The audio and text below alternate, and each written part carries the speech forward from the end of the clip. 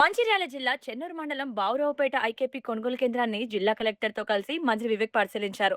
ఈసారి పంట దిగుబడి భారీగా పెరిగిందని, రైతులు ఎవ్వరూ అధైర్యపడాల్సిన అవసరం లేదని, జూన్ 6వ తేదీ వరకు ధాన్య సేకరణ ప్రక్రియ నిరంతరాయంగా సాగుతుందని ఆయన హామీ ఇచ్చారు. చెన్నూరు నియోజకవర్గంలో ఈసారి పంట ఏదైతే ఉన్నదో ఎకరానికి 25 క్వింటల్లు నార్మల్ గా ప్రొడక్టివిటీ ఉంటుంది. కానీ ఈ సంవత్సరము 28 నుంచి 30 క్వింటల్ వరకు పెరగడం జరిగింది. దానివల్ల ఎక్కువ పంట మన సెంటర్స్ కి వస్తుంది. ఇప్పటి వరకు 28th వరకు ఆల్రెడీ 1,27,000 మెట్రిక్ టన్స్ కొనుగోలు చేయడం జరిగింది. సుమారు 16,000 మెట్రిక్ టన్నులు. ఇంకా కొద్దిగా సమయం ఉంది.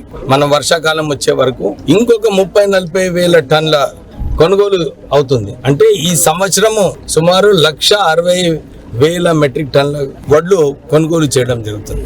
అంటే ఎట్లా పాసిబుల్ కాదు. నార్మల్లీ హమాలీలు దొరకరు, లారీలు దొరకరు, ఇబ్బంది ఉంటది. సో దాని గురించి నేను నిన్న సింగరేణి వాళ్ళతో మాట్లాడము, అక్కడ బొగ్గు ఒక వారం రోజులు ఆపండి, ఆ లారీలు మాకు ఇవ్వండి, రైతులకు ఆదుకున్నట్టు ఉంటదంటే వాళ్ళు సహకరించి 30 లారీలు సింగరేణి లారీస్ కూడా మనకు కేటాయించడం జరిగింది.